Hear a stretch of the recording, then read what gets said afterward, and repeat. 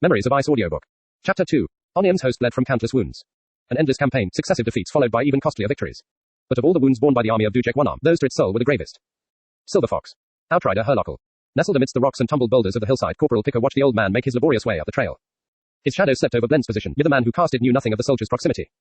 Blend rose in silence behind him, dust sloughing down, and made a series of hand gestures intended for Picker. The old man continued on unawares. When he was but a half-dozen paces away, Picker straightened, the grey cloak left by the morning's dust storm cascading away as she leveled her crossbow. Far enough, traveler, she growled. His surprise sent the old man stumbling back a step. A stone turned underfoot and he pitched to the ground, crying out yet managing to twist to avoid landing atop the leather pack strapped to his back. He skidded another pace down the trail and found himself almost at Blend's feet.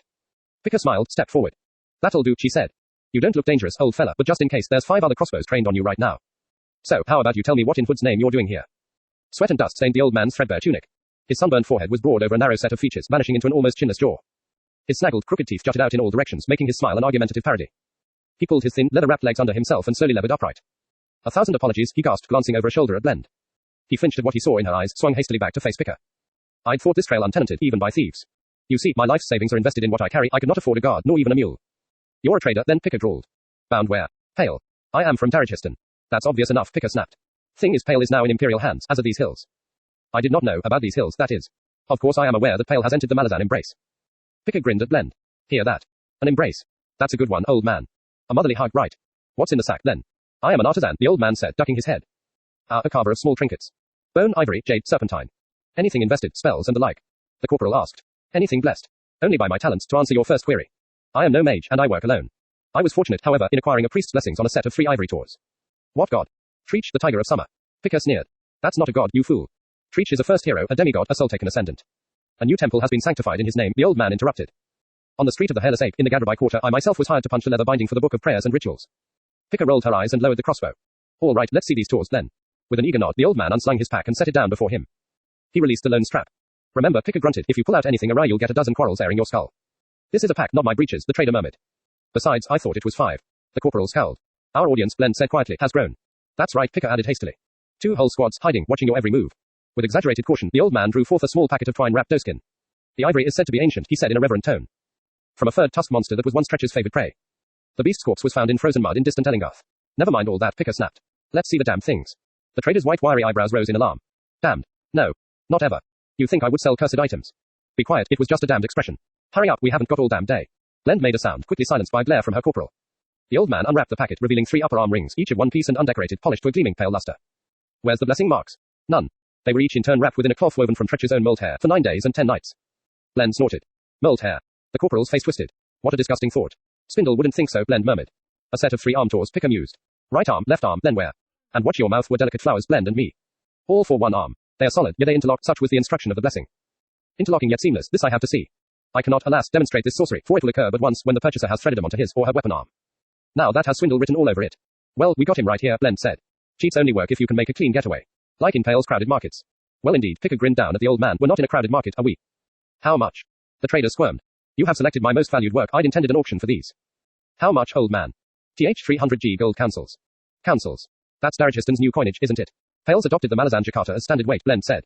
What's the exchange? Damned if I know, Picker muttered. If you please, the trader ventured. The exchange in Darraghiston is 2 1/3 Jakartas to 1 council. Broker's fees comprise at least 1 Jakarta. Thus, strictly speaking, 1 1/3. Blend shifted her weight, leaned forward for a closer look at the tours. 300 councils would keep a family comfortable for a couple of years at least. Such was my goal, the old man said. Although, as I live alone and modestly, I anticipated 4 or more years, including materials for my craft. Anything less than 300 councils and I would be ruined. My heart weeps, Picker said. She glanced over at Blend. Who'll miss it? The soldier shrugged. Rustle up 3 columns, then. At once, corporal. Blend stepped past the old man, moved silently up the trail, then out of sight. I beg you, the trader whined. Do not pay me in Jakartas. Calm down, Picker said. Hop on smiling on you today. Now, step away from the pack. I'm obliged to search it. Bowing, the old man backed up. The rest is of lesser value, I admit. Indeed, somewhat rushed. I'm not looking to buy anything else, Picker said, rummaging with one hand through the pack. This is official now. Ah, I see. Are some trade items now forbidden in Pale? Counterfeit Jakartas for 1. Local economy's taking a beating, and Darraghiston councils aren't much welcome either. We've had quite a haul this past week. The trader's eyes widened. You will pay me in counterfeited coin. Tempting, but no. Like I said, Opons winked your way. Finished with her search, Picker stepped back and pulled out a small wax tablet from her belt pouch. I need to record your name, trader. It's mostly smugglers using these trails, trying to avoid the post at the plains track through the divide. You're one of the few honest ones, it seems. Those clever smugglers end up paying for their cleverness tenfold on these here trails. When the truth is they'd have a better chance slipping through the chaos at the post. I am named Munug. Picker glanced up. You poor bastard. Blend returned down the trail, 3 wrapped columns of coins cradled in her arms. The trader shrugged sheepishly, his eyes on the wrapped coin stacks. Those are councils. Picker muttered. In 100 columns, you'll probably throw your back lugging them to Pale, not to mention back again. In fact, you needn't bother making the trip at all, now, right? She fixed him with her eyes as she put the tablet back into the pouch. You have a valid point, Monog conceded, rewrapping the tawse and passing the packet to Blend. I shall journey to Pale nonetheless to deal the rest of my work. Eyes shifting nervously, he bared his crooked teeth in a weak smile. If Opon's luck holds, I might well double my take. Picker studied the man a moment longer, then shook her head. Greed never pays, Monog. I'd lay a wager that in a month's time you'll come wending back down this trail with nothing but dust in your pockets. What say you? 10 councils. If I lose, you'd have me 10 in debt to you. Ah well, I'd consider a trinket or 3 instead, you've skilled hands, old man, no question of that. Thank you, but I respectfully decline the wager. Picker shrugged. Too bad. You've another bell of daylight. There's a wayside camp up near the summit. If you're determined enough, you might reach it before sunset. I shall make the endeavor. He slung his arms through the pack straps, grunted upright, then with a hesitant nod moved past the corporal. Hold on there, Picker commanded. Monog's knees seemed to weaken and the old man almost collapsed. Why, yes. He managed. Picker took the tawse from Blend. I've got to put these on first. Interlocking, you claimed. But seamless. Oh. Yes, of course. By all means, proceed. The corporal rolled back the sleeve of her dusty shirt, revealing, in the heavy wool's underside, its burgundy dye. Monog's gasp was audible. Picker smiled. That's right, we're bridge burners. Amazing what dust disguises pay. She worked the ivory rings up her scarred, muscled arm. Between her biceps and shoulder there was a soft click. Frowning, Picker studied the 3 tawse, then hissed in surprise. I'll be damned. Monog's smile broadened for the briefest of moments, then he bowed slightly. May I now resume my journey? Go on, she replied, barely paying him any further attention, her eyes studying the gleaming tawse on her arm. Blend stared after the man for a full minute, a faint frown wrinkling her dusty brow. Monog found the side cut in the path a short while later. Glancing back down the trail to confirm for at least the 10th time that he was not followed, he quickly slipped between the 2 tilting stones that framed the hidden entrance. The gloomy passage ended after a half-dozen paces, opening out onto a track winding through a high-walled fissure. Shadows swallowed the trader as he scurried down it. Sunset was less than 100 heartbeats away. He judged the delay with the bridge burners could prove fatal if he failed to make the appointment. After all, he whispered, gods are not known for forgiving natures. The coins were heavy. His heart thumped hard in his chest. He wasn't used to such strenuous efforts. He was an artisan, after all. Down on his luck of late, perhaps weakened by the tumors between his legs, no doubt, but his talent and vision had if anything grown sharper for all the grief and pain he'd suffered. I have chosen you for those very flaws, Monog. That, and your skills, of course. Oh yes, I have great need of your skills. Single quote. A god's blessing would surely take care of those tumors. And if not, then 300 councils would come close to paying for a dental healer's treatment back in Darrichiston. After all, it wasn't wise to trust solely in a god's payment for services. Monog's tale to the bridge burners about an auction in Pale was true enough. It paid to fashion auctions to map out fallback plans, and while sculpting and carving were his lesser skills, he was not so modest as to deny the high quality of his work. Of course, they were as nothing compared to his painting. As nothing at all. He hastened along the track, ignoring the preternatural mists that closed in around him. 10 paces later, as he passed through the Warren's Gate, the clefts and crags of the East Tarlin Hills disappeared entirely, the mist thinning to reveal a featureless, stony plain beneath a sickly sky. Further out on the plain sat a ragged hide tent, smoke hanging over it in a sea-blue haze. Monog hurried towards it. Chest laboring, the artisan crouched down before the entrance and scratched on the flap covering it. A ragged cough sounded from within, then a voice rasped, enter, mortal.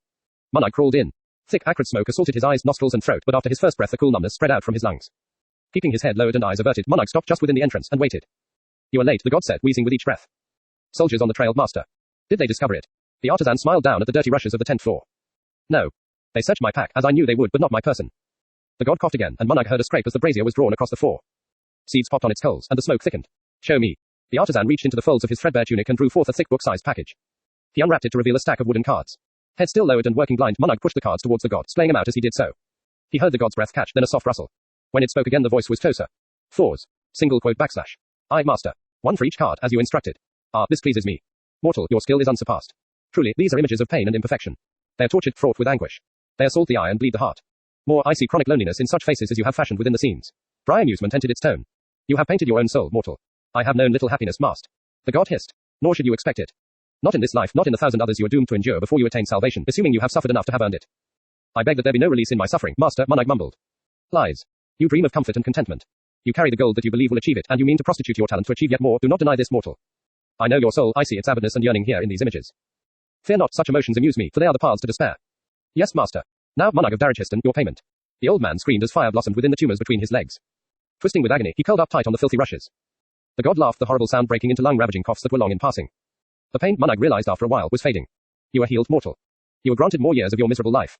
Alas, as perfection is anathema to me, so it must be among my cherished children. Master, I cannot feel my legs.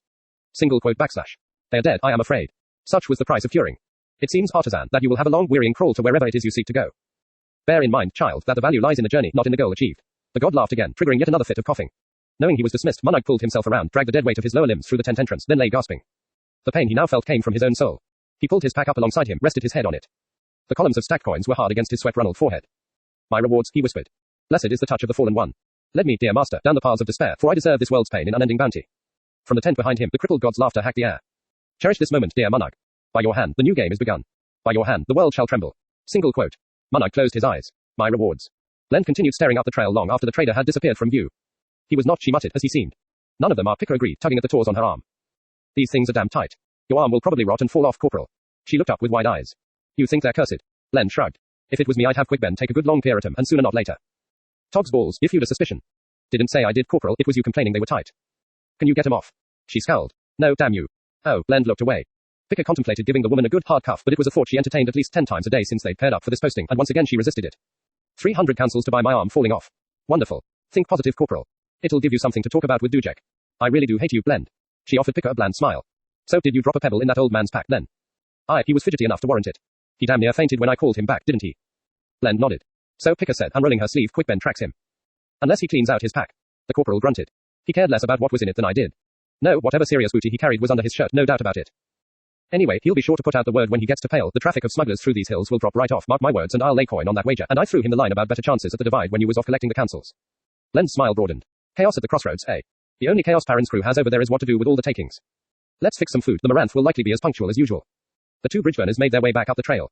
An hour after sunset, the fight of Black Maranth arrived, descending on their calls in a slithering flutter of wings to the circle of lanterns Picker and Blend had set out. One of them carried a passenger who clambered off as soon as his call's 6 legs alighted on the stony ground. Picker grinned at the cursing man. Over here, quick. He spun to face her. What in Hood's name have you been up to, Corporal? Her grin fell away. Not much, wizard. Why? The thin, dusk-skinned man glanced over a shoulder at the Black Maranth, then hastened to the position where Picker and Blend waited. He lowered his voice. We need to keep things simple, damn it. Coming over the hills, I almost fell out of that knobby saddle. There's Warren swirling around down here, power bleeding from everywhere. He stopped, stepped closer, eyes glittering. From you too, Picker. Cursed after all, Blend muttered. Picker glared at her companion and threw as much sarcasm into her tone as she could muster, just like you suspected all along, right, Blend? You lying. You've acquired the blessing of an ascendant. Quickben accused in a hiss. You idiot. Which one, Picker? She struggled to swallow with a suddenly dry throat. Treach. Oh, that's just great. The corporal scowled. What's wrong with Treach? Perfect for a soldier, the tiger of summer, the lord of battle. 5 centuries ago, maybe. Treach veered into his soul-taken form hundreds of years ago. The beast hasn't had a human thought since. It's not just mindless, it's insane, Picker. Blend snickered. The wizard whirled on her. What are you laughing at? Nothing. Sorry. Picker rolled up her sleeve to reveal the tawse. It's these, Quickben, she explained hastily. Can you get 'em off me? He recoiled upon seeing the ivory bands, then shook his head. If it was a sane, reasonable ascendant, maybe some negotiation might be possible. In any case, never mind. Never mind. Picker reached out and gripped handfuls of raincape. She shook the wizard. Never mind. You sniveling worm, she stopped suddenly, eyes widening. Quickben regarded her with a raised eyebrow. What are you doing, Corporal? He asked softly. Sorry, wizard. She released him. Sighing, Quickben adjusted his cape. Blend, lead the Maranth to the cache. Sure, she said, ambling towards the waiting warriors. Who made the delivery, Corporal? The Tors. Forget the Tors, you're stuck with them. The councils from Darrichiston. Who delivered them? Odd thing, that Picker said, shrugging. A huge carriage showed up, as if from nowhere. One moment the trail's empty, the next there's 6 stamping horses and a carriage. Wizard, this trail up here can't manage a 2-wheeled cart, much less a carriage. The guards were armed to the teeth too, and jumpy. I suppose that makes sense, since they were carrying 10,000 councils. Treacal, Quickben muttered. Those people make me nervous. After a moment he shook his head. Now, my last question. The last tracker you sent off, where is it? Picker frowned. Don't you know? They're your pebbles, wizard. Who did you give it to? A carver of trinkets. Trinkets like the one you're wearing on your arm, Corporal. Well, yes, but that was his lone prize. I looked at all the rest and it was good but nothing special. Quickben glanced over to where the black-armored Maranth were loading wrapped columns of coin onto their calls under Blend's smirking gaze. Well, I don't think it's gone far. I guess I'll just have to go and find it. Shouldn't take long. She watched him walk off a short distance, then sit cross-legged on the ground. The night air was growing cold, a west wind arriving from the Tarlin Mountains. The span of stars overhead had become sharp and crisp. Picker turned and watched the loading. Blend, she called, make sure there's 2 spare saddles besides the wizard's. Of course, she replied. The city of Pale wasn't much, but at least the nights were warm. Picker was getting too old to be camping out night after night, sleeping on cold, hard ground. The past week waiting for the delivery had settled a dull ache into her bones. At least with Darrichiston's generous contribution, Dujek would be able to complete the army's resupply. With Opon's luck, they'd be on the march within a week. Off to another hood-kissed war, as if we ain't weary enough. Fennis hoof, who or what is the Panion Domine, anyway? Since leaving Darrichiston 8 weeks past, Quickben had been attached to second-in-command Whiskey Jack's staff with the task of assisting in the consolidation of Dujek's rebel army. Bureaucracy and minor sorceries seemed strangely well suited to one another. The wizard had been busy weaving a network of communications through Pale and its outlying approaches. Tithes and tariffs in answer to the army's financial needs, and the imposition of control, easing the transition from occupation to possession. At least for the moment. Onium's host and the Malazan Empire had parted ways after all, yet the wizard had wondered more than once at the curiously imperial responsibilities he had been tasked to complete. Outlaws are we. Indeed, and Hood dreams of sheep gambling in green pastures too. Dujek was waiting. Kaladin Brood's army had taken its time coming south, and had only the day before reached the plain north of Pale, Tister Andu at its heart with mercenaries and Ildra Bargast on one flank and the Revi and their massive veteran herds on the other. But there would be no war. Not this time. No, by the abyss, we've all decided to fight a new enemy, assuming the parley goes smoothly, and given that Darrichiston's rulers are already negotiating with us, that seems likely. A new enemy. Some theocratic empire devouring city after city in a seemingly unstoppable wave of fanatic ferocity. The Panion Domine, why do I have a bad feeling about this? Never mind, it's time to find my wayward tracker. Eyes closing, Quickben loosed his soul's chains and slipped away from his body. For the moment, he could sense nothing of the innocuous water-worn pebble he'd dipped into his particular host of sorceries, so he had little choice but to fashion his search into an outward spiral, trusting in proximity to brush his senses sooner or later. It meant proceeding blind, and if there was one thing the wizard hated. Art found you. Surprisingly close, as if he'd crossed some kind of hidden barrier. His vision showed him nothing but darkness, not a single star visible overhead, but beneath him the ground had leveled out. I'm into a warren, all right. What's alarming is I don't quite recognize it. Familiar, but wrong. He discerned a faint reddish glow ahead, rising from the ground. It coincided with the location of his tracker. The smell of sweet smoke was in the tepid air. Quick Ben's unease deepened, but he approached the glow nonetheless. The red light led from a ragged tent he now saw. A hide flap covered the entrance, but it hung untied. The wizard sensed nothing of what lay within. He reached the tent, crouched down, then hesitated. Curiosity is my greatest curse, but simple acknowledgement of a flaw does not correct it. Alas. He drew the flap aside and looked inside. A blanket-wrapped figure sat huddled against the tent's far wall, less than 3 paces away, leaning over a brazier from which smoke rose in sinuous coils. Its breathing was loud, labored. A hand that appeared to have had every one of its bones broken lifted into view and gestured. A voice rasped from beneath the hooded blanket. Enter, mage. I believe I have something of yours. Quick Ben accessed his warrens. He could only manage 7 at any one time, though he possessed more. Power rippled through him in waves. He did so with reluctance. To unveil simultaneously nearly all he possessed filled him with a delicious whisper of omnipotence. Yet he knew that sensation for the dangerous, potentially fatal illusion it was. You realize now, the figure continued between wheezing gasps, that you must retrieve it. For one such as myself to hold such a link to your admirable powers, mortal. Who are you? The wizard asked. Broken. Shattered. Chained to this fevered corpse beneath us. I did not ask for such a fate. I was not always a thing of pain.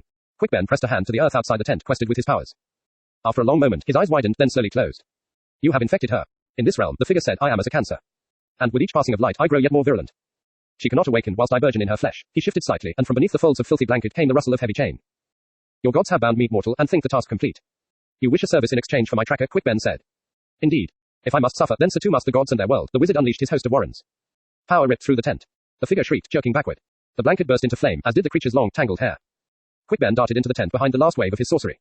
One hand flashed out, angled down at the wrist, palm up. His fingertips jabbed into the figure's eye sockets, his palm slamming into its forehead, snapping the head back.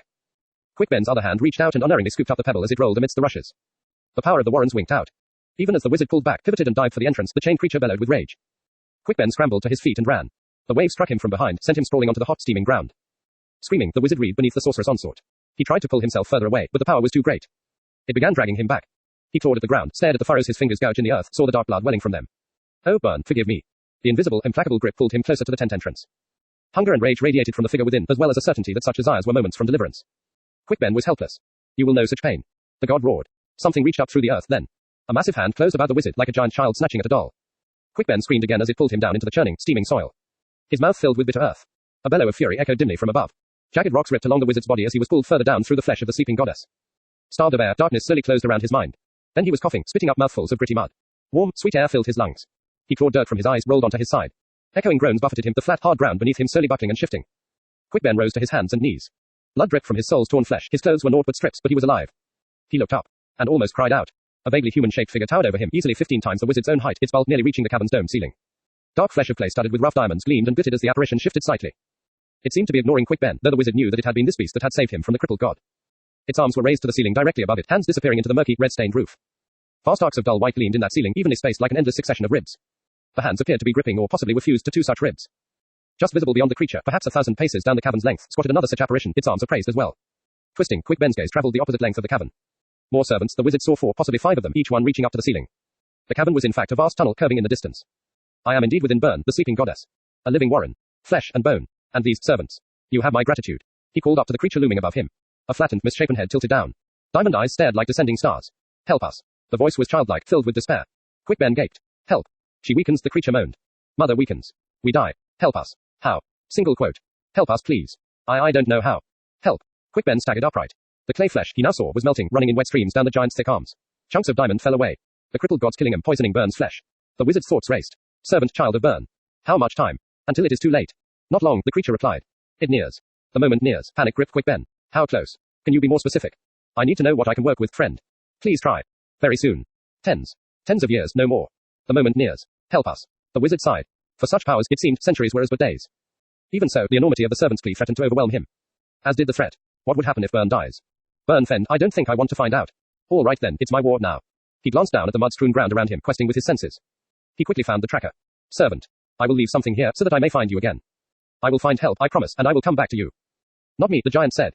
I die. Another will come. Perhaps, the creature's arms had thinned, were now almost devoid of the diamond armor. I die now, it began to sag. The red stain in the ceiling had spread to the ribs it held, and cracks had begun to show. I will find an answer, Quick Ben whispered. I swear it, he gestured and a warren opened. Without a last glance, lest the vision break his heart, he stepped within, and was gone. A hand shook his shoulder incessantly. Quick Ben opened his eyes. Damn you, mage, Picker hissed. It's almost dawn, we have to fly. Groaning, the wizard unfolded his legs, wincing with every move, then let the corporal help him upright. Did you get it back? She demanded as she half carried him to the waiting call. Get what back? That pebble. No. We're in trouble, Picker. We're always in trouble. No, I mean all of us. He dug in his heels, stared at her. All of us. Whatever she saw in his expression left her shaken. All right. But right now we've got to get moving. You'd better strap me in, I won't be able to stay awake. They came to the call. The Morant seated in the forward chitinous saddle swung its helmed head to regard them in silence. Queen of Dreams, Picker muttered as she wrapped the leather harness around Quick Ben's limbs. I ain't never seen you this scared, wizard. You got me ready to piss ice cubes. They were the last words of the night that Quick Ben remembered, but remember them he did. Gano's parent was plagued by images of drowning, but not in water. Drowning in darkness. Disorientated, thrashing in panic in an unknown and unknowable place. Whenever he closed his eyes, vertigo seized him, knots tightening in his gut, and it was as if he'd been stripped down to a child once again. Terrified, uncomprehending, his soul twisting with pain. The captain left the barricade at the divide where the day's last traders were still struggling through the press of Malazan guards, soldiers and clerics. He'd done as Dujek had commanded, setting up his encampment across the throat of the pass. Taxation and wagon searches had yielded a substantial haul, although, as the news spread, the takings were diminishing. It was a fine balance, keeping the tax at a level that the merchants could stomach, and allowing enough contraband through lest the chokehold turned to strangulation and travel between Darraghiston and Pale dried up entirely. Perrin was managing, but just barely. Yet it was the least of his difficulties. Since the debacle at Darraghiston, the captain had been feeling adrift, tossed this way and that by the chaotic transformation of Dujek and his renegade army. The Malazan's anchor had been cut away. Support structures had collapsed. The burden upon the officer corps had grown overwhelming. Almost 10,000 soldiers had suddenly acquired an almost childlike need for reassurance. And reassurance was something Perrin was unable to give. If anything, the turmoil within him had deepened. Threads of bestial blood coursed his veins. Fragmented memories, few of them his own, and strange, unearthly visions plagued his nights. Daylight hours passed in a confused haze. Endless problems of material and logistics to deal with, the turgid needs of management pushed again and again through the rising flood of physical maladies now besetting him. He'd been feeling ill for weeks, and Perrin had his suspicions as to the source. The blood of the Hound of Shadow. A creature that plunged into Dark's own realm, yet can I be sure of this? The emotions frothing this crest, more like a child's. A child's. He pushed the thought away once more, knowing full well it would soon return, even as the pain in his stomach flared once again, and, with another glance up to where Trots held sentinel position, continued making his way up the hillside. The pain of illness had changed him, he could see that within himself, conjured as an image, a scene both peculiar and poignant. He felt as if his own soul had been reduced into something piteous, a bedraggled, sweat-smeared rat trapped within a rockfall, twisting and squirming through cracks in a desperate search for a place where the pressure, the vast shifting weight, relented. A space in which to breathe. And the pain all around me, those sharp stones, settling, still settling, the spaces between them vanishing, darkness rising like water. Whatever triumphs had been achieved in Darraghiston now seemed trivial to Perrin. Saving a city, saving the lives of Whiskey Jack and his squad, the shattering of Lacine's plans, they had one and all crumbled into ash in the captain's mind. He was not as he had been, and this new shaping was not to his liking. Pain darkened the world. Pain dislocated. Turned one's own flesh and bones into a stranger's house, from which no escape seemed possible. Bestial blood, it whispers of freedom. Whispers of a way out, but not from the darkness. No. Into that darkness where the hounds went, deep into the heart of Anomander Rake's cursed sword, the secret heart of Dragniquor. He almost cursed aloud at that thought, as he worked his way along the hillside trail overlooking the divide. Day's light was fading. The wind combing the grasses had begun to fall away, the rasping voice retreating to a murmur. The blood's whisper was but one of many, each demanding his attention, each offering contradictory invitations, disparate paths of escape. But always escape. Flight. This cowering creature can think of nothing else, even as the burdens settle and settle. Dislocation. All I see around me feels like someone else's memories. Grass woven on low hills, outcrops of bedrock studding the summits, and when the sun sets and the wind cools, the sweat on my face dries, and darkness comes, and I drink its air as if it was the sweetest water. Gods, what does that mean? The confusion within him would not settle. I escaped the world of that sort, yet I feel its chains about me nonetheless, drawing ever tighter. And within that tension, there was an expectation. Of surrender, of yielding, an expectation to become what? Become what? The barghast sat amidst high tawny grasses on a summit overlooking the divide. The day's flow of traders had begun to ebb on both sides of the barricade, the clouds of dust fading over the rutted road. Others were setting up camps, the throat of the pass was turning into an unofficial wayside. If the situation remained as it was, the wayside would take root, become a hamlet, then a village. But it won't happen. We're too restless for that. Dujek's mapped out our immediate future, shrouded in the dust of an army on the march. Even worse, there are creases in that map, and it's starting to look like the bridge burners are about to fall into one. A deep one. Breathless and fighting yet more twinges, Captain Perrin moved to crouch down beside the half-naked, tattooed warrior. You've been strutting like a bull veteran since this morning, Trots, he said. What have you and Whiskey Jack brewed up, soldier? The barghast's thin, wide mouth twisted into something like a smile, his dark eyes remaining fixed on the scene down in the valley. The cold darkness ends, he growled. To hood it does, the sun's moments from setting, you grease-smeared fool. Cold and frozen, Trots continued. Blind to the world. I am the tale, and the tale has been unspoken for too long. But no longer. I am a sword about to leave its scabbard. I am iron, and in the day's light I shall blind you all. Ha. Perrin spat into the grasses. Mallet mentioned your sudden loquaciousness. He also mentioned that it hasn't done anyone else any good, since with its arrival you've lost what little sense you showed before then. The barghast thumped his chest, the sound reverberating like a drumbeat. I am the tale, and soon it shall be told. You will see, Malazan. You all will. The sun's withered your brain, Trots. Well, we're heading back to Pale tonight, though I'd imagine Whiskey Jack's already told you that. Here comes Hedge to relieve you as lookout. Perrin straightened, disguising the wince that came with the movement. I'll just finish my rounds, then. He trudged off. Damn you, Whiskey Jack, what have you and Dujek cooked up? The Panion Domine, why are we sparing a mole's ass for some upstart zealots? These things burn out. Every time. They implode. The scroll scribblers take over, they always do, and start arguing obscure details of the faith. Sects form. Civil war erupts, and there it is, just one more dead flower trampled on history's endless road. It's all so bright and flushed right now. Only colors fade. They always do. One day, the Malazan Empire will come face to face with its own mortality. One day, dusk will fall on the Empire. He bent over as yet another knot of burning pain seized his stomach. No, think not of the Empire. Think not of Lacine's cull. Trust in Tavor, Gano's parent, your sister will salvage the house. Better than you might have managed. Far better. Trust in your sister. The pain eased slightly. Drawing a deep breath, the captain resumed making his way down to the crossing. Drowning. By the abyss, I am drowning. Clambering like a rock ape, Hedge reached the summit. His bandy legs carried him to the Barghest's side. As he passed behind Trotz, he reached out and gave the warrior's single knotted braid a sharp tug. Ha, he said, moving to settle down beside the warrior. I love the way your eyes bug out when I do that. You sapper, the Barghest said, the scum beneath a pebble in a stream running through a field of sickly pigs. Good one, though a tad long-winded. Got the captain's head spinning, have ya? Trotz said nothing, his gaze now on the distant Talin mountains. Hedge pulled his scorched leather cap from his head, scratched vigorously through the few remaining wisps of hair on his pate, studied his companion for a long moment. Not bad, he judged. Noble and mysterious. I'm impressed. You should be. Such poses are not easy to hold, you know. You're a natural. So why are you twisting Perrin around? Trotz grinned, revealing a blue-stained row of filed teeth. It is fun. Besides, it's up to Whiskey Jack to explain things. Only he ain't done any explaining yet. Dujek wants us back in Pale, gathering up what's left of the bridge burners. Perrin should be happy he's getting a company to command again, instead of just a couple of beat-up squads. Did Whiskey Jack say anything about the upcoming parley with Brood? Trotz slowly nodded. Hedge scowled. Well, what? It is coming up. Oh, thanks for that. By the way, you're officially relieved of this post, soldier. They're cooking up a bedroom carcass for you down there. I had the cook stuff it with dung since that's how you like it. Trotz rose. One day I may cook and eat you, sapper. And choke to death on my lucky bone. The Barghest frowned. My offer was true, Hedge. To honor you, my friend. The sapper squinted up at Trotz, then grinned. Bastard. You almost had me there. Single quote. Sniffing, Trotz turned away. Almost, he said. Ha ha. Whiskey Jack was waiting when Perrin returned to the trader post and its makeshift barricade. Once Sergeant, now Dujek Onium's second in command, the grizzled veteran had come in with the last fright of Moranth. He stood with his old squad's healer, Mallet, the two of them watching a score of soldiers from the Second Army loading the past week's toll onto the calls. Perrin approached, walking cautiously so as to hide the pain within him. How fares the leg, Commander? He asked. Whiskey Jack shrugged. We were just discussing that, Mallet said, his round face flushed. It's healed badly. Needs serious attention. Later, the bearded commander growled. Captain Perrin, have the squads assembled in two bells? Have you decided what to do with what's left of the 9th? Aye, they'll join what's left of Sergeant Ansie's squad. Whiskey Jack frowned. Give me some names. Ansie's got Corporal Picker and, let's see, Spindle, Blend, Detorin. So, with Mallet here and Hedge, Trotz and Quick Ben. Quick Ben and Spindle are now cadre majors, Captain. But you'll have them with your company in any case. Otherwise, I guess Ansie will be happy enough. Mallet snorted. Happy. Ansie don't know the meaning of the word. Perrin's eyes narrowed. I take it then, that the bridgeburners won't be marching with the rest of the host. No, you won't be. We'll go into that back at Pale, though. Whiskey Jack's flat grey eyes studied the captain for a moment, then slid away. There's 38 bridgeburners left, not much of a company. If you prefer, Captain, you can decline the position. There's a few companies of elite marines short on officers, and they're used to nobleborns commanding them. There was silence. Perrin turned away. Dusk was coming, the valley's shadow rising up the slopes of the surrounding hillsides, a spatter of dim stars emerging from the sky's dome. I might take a knife in the back, is what he's telling me. Bridgeburners have an abiding dislike for nobleborn officers. A year ago he would have spoken those words out loud, in the belief that bearing ugly truths was a good thing to do. The misguided notion that it was the soldier's way, when in fact it's the opposite that is a soldier's way. In a world full of pitfalls and sinkholes, you dance the edges.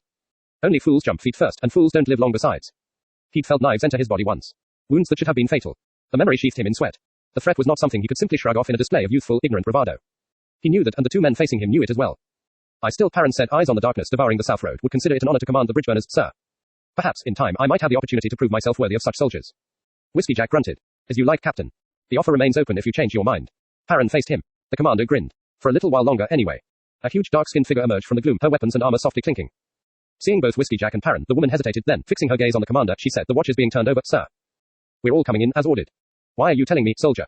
Whiskey Jack rumbled. You talk to your immediate superior. The woman scowled, pivoted to face Perrin. The watch. I heard Detorin. Have the bridgeburners get the gear and assemble in the compound. It's still a bell and a half before we leave.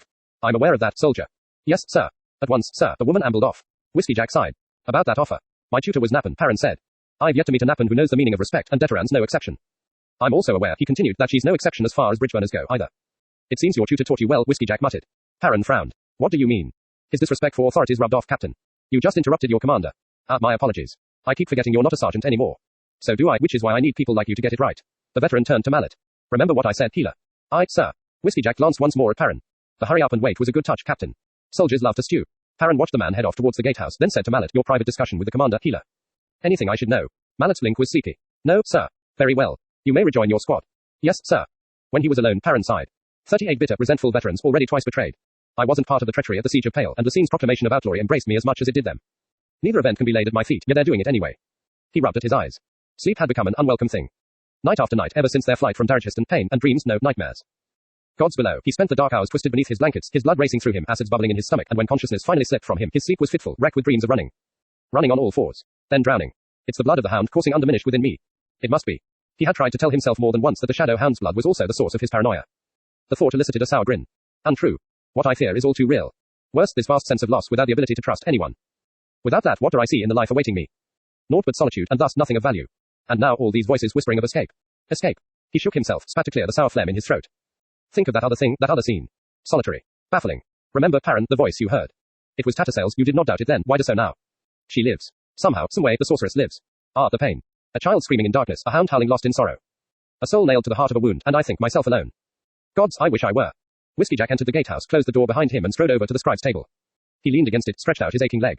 His sigh was like the easing of endless knots, and when it was done he was trembling. After a moment the door opened. Straightening, Whiskey Jack scowled at Mallet. I thought your captain called for an assembly, healer. Perrin's in worse shape than even you, sir. We've covered this. Guard the lad's back, you having second thoughts, Mallet. You misunderstand. I just quested in his direction, my Denel Warren recoiled, Commander. Whiskey Jack only now noted the pallid cast of the healer's round face. Recoiled. Single quote. That's never happened before. The captain's sick. Tumors. Cancers. Be specific, damn it. Nothing like that, sir. Not yet, but they'll come. He's eaten a hole in his own gut. All that he's holding in, I guess. But there's more, we need quick Ben. Perrin's got sorceries running through him like fireweed roots. Hop on. No, the twin jesters are long gone. Perrin's journey to Darrichiston, something happened to him on the way. No, not something. Lots of things. Anyway, he's fighting those sorceries, and that's what's killing him. I could be wrong in that, sir. We need quick Ben. I hear you. Get him on it when we get to Pale. But make sure he's subtle. No point in adding to the captain's unease. Mallet's frown deepened. Sir, it's just, is he in any shape to take command of the bridge burners? You're asking me. If you want to talk to Dujek about your concerns, that's your prerogative, healer. If you think Perrin's unfit for duty, do you, Mallet? After a long moment, the man sighed. Not yet, I suppose. He's as stubborn as you are, sir. Foot, you sure you two aren't related? Damn sure, Whiskey Jack growled. Your average camp dog has purer blood than what's in my family line. Let it rest for now, then. Talk to Quick and Spindle. See what you can find out about those hidden sorceries. If gods are plucking Perrin's strings again, I want to know who, and then we can mull on why. Mallet's eyes thinned as he studied the commander. Sir, what are we heading into? I'm not sure, healer, Whiskey Jack admitted with a grimace. Grunting, he shifted weight off his bad leg. With Opon's luck, I won't have to pull a sword. Commanders usually don't, do they? If you gave me the time, sir. Later, Mallet. Right now I've got a parley to think about. Brood and his armies arrived outside Pale. And your captain's probably wondering where in Hood's name you've disappeared to. Get out of here, Mallet. I'll see you again after the parley. Yes, sir. Commentary from Tor.com. Chapter 2. Scene 1. Picker's squad stops Monarch, an artisan trader at a checkpoint. Picker buys a trio of ivory talks that according to the artisan had received a blessing from Treach, the tiger of summer. Picker says Treach was a first hero, a demigod, soul-taken ascendant, not a god, but the trader says a new temple has been sanctified in his name. The ivory comes from a furred, tusked monster that was Treach's favorite prey. It was found in frozen mud. When she puts them on, they click. Scene 2. Monarch thinks how he has tumors between his legs and that the crippled god has chosen him for those flaws, along with his skills. He enters a warren gate and comes out on a plain with a smoky tent. Monarch hands the CG in the tent a deck of cards, each with a flaw. As payment, the CG heals the tumors, but Monarch's legs are dead as the price of the cure, as perfection is anathema to the CG. Scene 3. Picker and Blend discuss how they put a magical beacon on Monarch so Quickben can track him, as he was clearly carrying something. Scene 4. Quickben arrives via Black Maranth flight. He immediately notes the talks and tells Picker she's acquired the blessing of an ascendant. Upon learning they belong to Treach, he tells them Treach lost himself in his soul-taken form hundreds of years ago. He says he'll take a look at where his tracker went, and Picker mournfully thinks how they're after another war, this one against the Panion Domine. Scene 5. Quick makes it clear via internal monologue that he knows Dujek's host isn't actually outlawed. He follows his beacon to the crippled god's tent. He learns that the CG is poisoning Burn and that the CG wants Quick to do something in payment for the CG returning his beacon, that the CG believes the gods and their world must suffer as he has. Before he can continue, Quick unleashes his power, grabs his beacon, and runs. He starts getting pulled back by the CG's power, but a huge hand reaches up from the earth and pulls Ben down into a huge cavern where stand several such giants, arms holding up the cavern ceiling and what appears to be giant ribs in it. Quick realizes he is within Burn, the sleeping goddess. A living warren. One of the giants asks Quick for help, tells him that Burn is dying. Quick asks how long and the giant says tens of years. Quick leaves his beacon there so he can find his way back and vows to return with help, though it's too late for that giant. Scene 6. Picker tells Quick it's time to go. The look he gives her scares her so much, she says that she's ready to piss ice cubes. The last line tells us Quick remembered those words. Scene 7. Perrin has been sick at his stomach, had nightmares and visions, is in lots of pain, imagine some of it at least is a child's, some of it the hound's blood in him. He wonders why Dujek and Whiskey Jack feel the need to take on the Panion Domine. He tells himself not to think about the Empire, better to trust into war. Scene 8. Hedge tells Trots Dujek wants the bridgeburners back in Pale. They're having a parley with Brood soon. Scene 9. Mallet the healer tells Whiskey Jack that leg of his needs serious attention, but WJ puts him off. Perrin is given command of the 38 remaining bridgeburners. He thinks of how he heard Tattersail's voice, meaning she was somehow alive. His internal monologue mentions his pain and a child screaming in darkness, a hound howling lost in sorrow, a soul nailed to the heart of a wound. Scene 10. Mallet tells Whiskey Jack that Perrin is in worse shape than WJ and that Mallet's dental healing warren recoiled. He says Perrin has sorcery running through him and Perrin is fighting it and that's what's killing him. He and WJ agree to have Quickben take a look at him. Mallet tries again to get WJ to let him heal his leg, but WJ says later. Amanda's reaction to Chapter 2.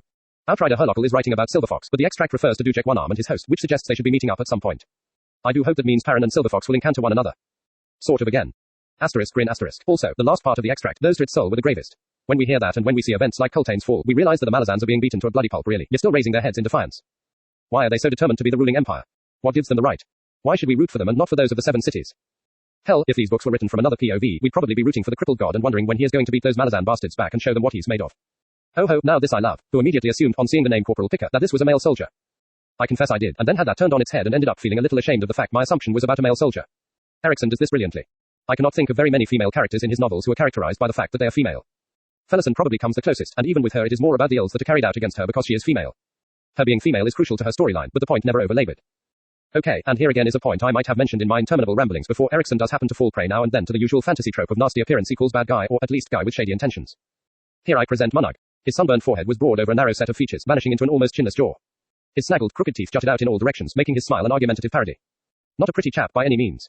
And definitely shady, evasive with answers, over-effusive with apologies, self-effacing regarding his skill as an artisan.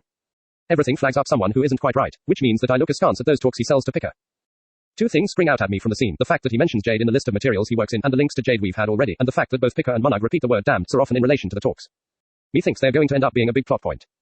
Also want to briefly pick out Treach, the Tiger of Summer, a soul-taken ascendant according to Picker, but has had a new temple sanctified in his name. Which apparently makes him a god. Is it purely the worship of people and the formalization and sanctity of worshipping that makes a god from an ascendant? I ended up casually wondering why Munag is referred to as a poor bastard by Picker when she hears his name. It did end up emphasizing the fact that I didn't believe Munag was a very likable soul. And then we find out that he is driven, at least in part, by a terminal illness by the sounds of it. It doesn't make me like him anymore, but it sort of lends understanding to his plight and gives me a little sympathy for him. Desperate people are willing to take desperate action. And Munag has decided to link himself to a fallen god. Dun dun dun. I do fear for Picker, wearing the mark of a man who deals with the crippled god. What are the cards that Munag makes for the god? Are they a deck? Bill, yes. Deliberately flawed. Bill, and yes again. Certainly the crippled god has decided to enter the game. Cherish this moment, dear Munag. By your hand, the new game is begun. By your hand, the world shall tremble. Did anyone totally hear a maniacal cackling in their head after that very dramatic pronouncement? Just me. Oh. And isn't it just awesome to have the bridge burners back on screen? Asterisk size happily asterisk hey is the Tog they keep swearing by the one-eyed wolf who interfered with Tok. It's great to see the innate sneakiness and cynical aspect of the way the bridge burners work, marking Munag so that Quickben could trace him, feeding him specific lines that they want passed out around Pale. This is a whole different side to warfare than the very blatant hack and slash in Deadhouse Gates, lots of subterfuge. It is interesting to see that Munag was telling the truth about having the talks blessed by the Ascendant Treach, and it is cool how this enables Erikson to reinforce the idea with us that Soul-Taken can lose themselves in their beast forms. Little dribbles of information all the time. Please tell me no one remembers all of these little tidbits, right? I don't retain half of them without checking back to previous things I've written about the series.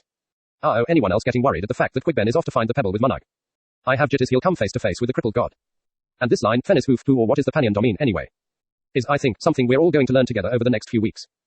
We see immediately that Quickben isn't party to the inner discussions of Whiskey Jack and Dujek, since he says, outlaws are we. Indeed, and Hood dreams of sheep gambling in green pastures too. Suggests that he doesn't know quite what is going on, but it definitely not being taken in by any of it. Even Erikson can't make admin sound interesting. The wizard had been busy weaving a network of communications through Pale and its outlying approaches. Tithes and tariffs in answer to the army's financial needs, and the imposition of control, easing the transition from occupation to possession. Yawn. Asterisk grins asterisk. Our Quickben, ever the mystery, Quickben accessed his warrens, he could only manage 7 at any one time though he possessed more.